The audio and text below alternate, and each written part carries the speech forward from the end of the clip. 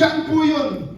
There are some seeds that you won't reap the fullness of that harvest because God designed it for your children and for your children's children. And that's the next generation. At ang tawag po doon, mga kapatid, generational blessings. I believe our churches here in the Visayas region is up with God's generational blessings.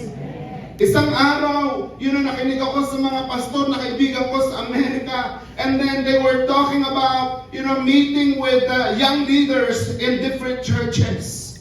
Yung mga people na nawawala sa simbahan, may problema pa tayo sa pagpasa ng baton.